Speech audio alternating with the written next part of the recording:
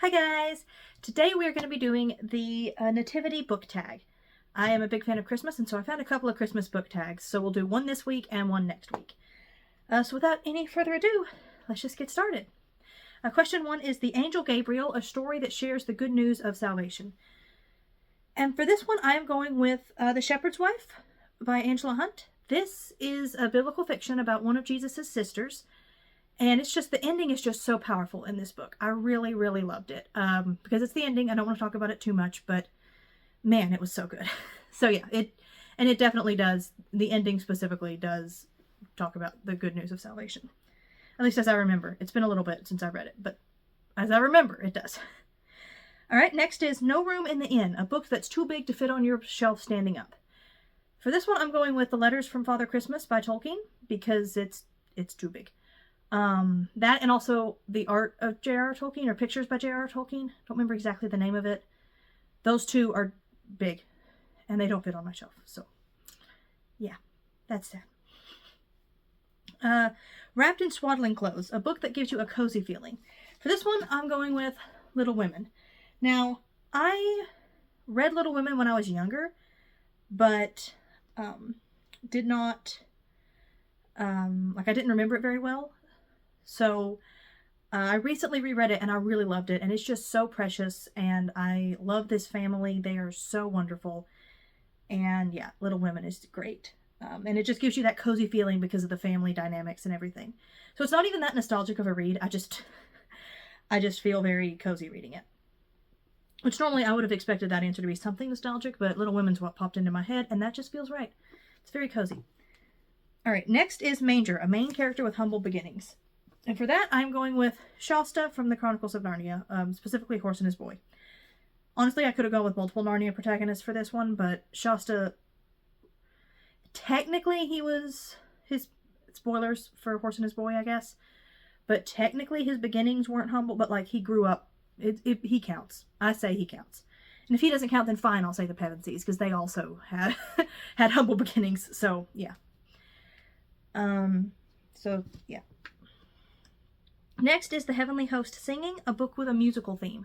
And for that, I'm going with The Silmarillion, which probably is not much of a surprise if you know me, because The Silmarillion, the very first chapter of the book, is literally just God, the God character of Middle-earth. Yes, Middle-earth does have a character who represents God.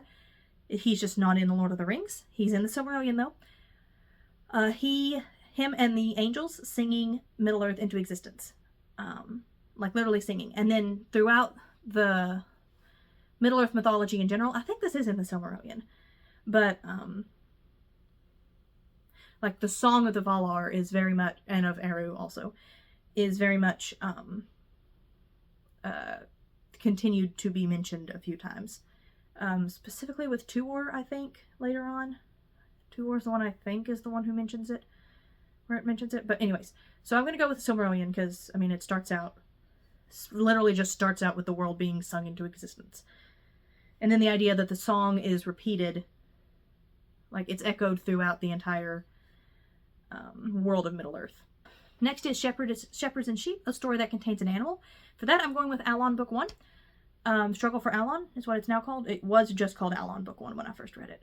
By Sean Lamb. This is one of my favorite Christian fantasy series, and there are a couple of animals who are good friends with the main character, secondary main character. Yeah, I guess she's like the dirtagonist. Is that the term?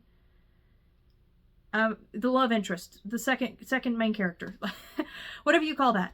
And she's friends with an eagle and a wolf, Cato and Torin.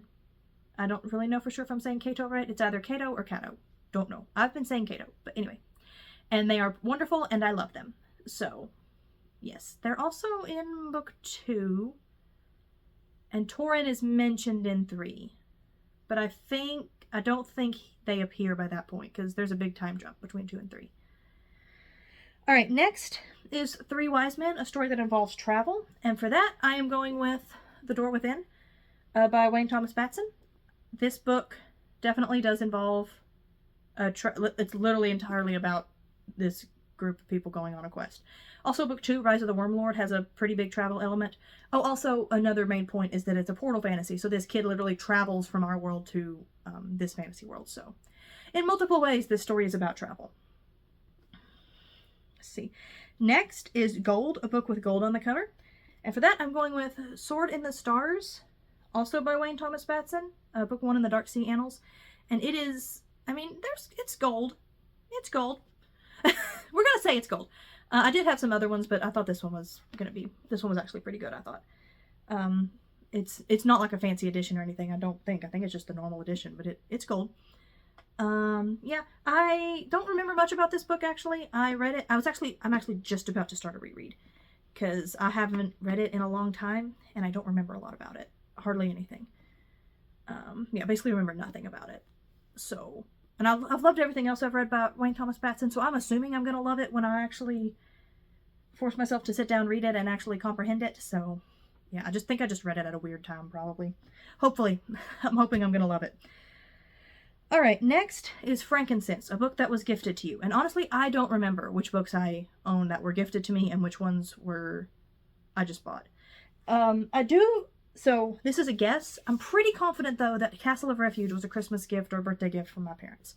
So, yeah, because Melanie Dickerson book, I ask for Melanie Dickerson books every time there's a new one, because Melanie Dickerson books. Yeah, so I'm pretty sure I got this from my parents. So, book that was gifted.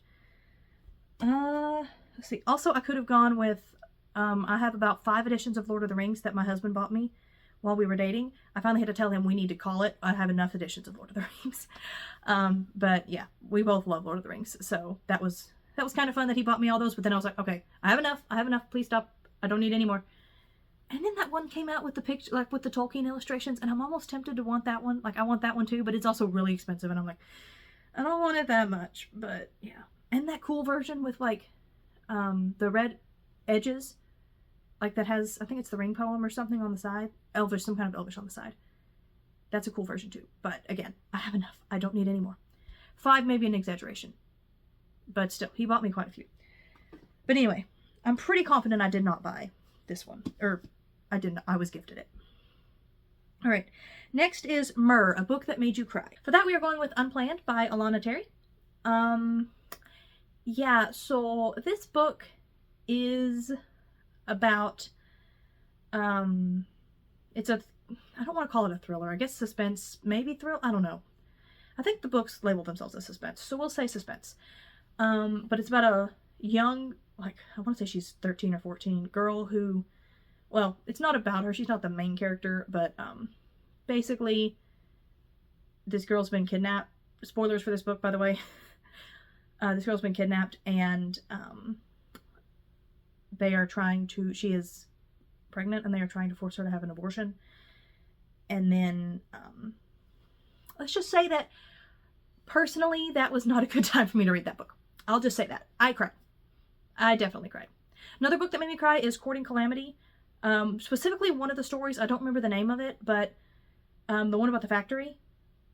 This is a 4 short stories book. I don't even know why I bought this. This is not my style of book at all, but somehow or other I just read that and I was like, this sounds cool. And I enjoyed it. But the Courting Calamity, the story about the factory, I'll just... let's just say my husband was not home. He came home and found me sobbing because that was so sad. That ending was so sad. Even sadder because it was true. Yeah. Or, well, the event at least was true. So yeah, that was also another one that made me cry. I don't cry a whole lot during books. But yeah, that one made me cry. Those 2 at least have made me cry. For adult book, like, and then there's been some kids' books that I've been getting lately for the baby that have also, or even thinking back to ones when I was a kid. Like this book, Love You Forever. If you know that book, as a parent, that one's gonna make you cry. Yeah. So anyways, some books that made me cry there. Alright, next is Mary and Joseph, a book with a big surprise. So for that, I'm going with On the Edge of the Dark Sea of Darkness by Andrew Peterson. And also, the last book also has a really big surprise at the end. And like in the middle and at the end. But anyway, we'll talk about this one. It's at the end, so I don't want to give spoilers, but suffice it to say, there is a big surprise in this book. So, Yes, really love this series, by the way. This is so good. And then lastly, Jesus, the story with the most Christian content. All right, I got 2 answers. One is Pilgrim's Progress, which I'm pretty sure you've heard of. Everyone's heard of Pilgrim's Progress. It's like the 2nd best-selling book in the world after the Bible, so most people know of Pilgrim's Progress. But anyway, it is like allegorical about the Christian life, so lots of Christian content in there. But my other answer is the Kingdom series by Chuck Black, and also the Knights of Eritrea. There's also a lot of Christian content in those, but the Kingdom series specifically retells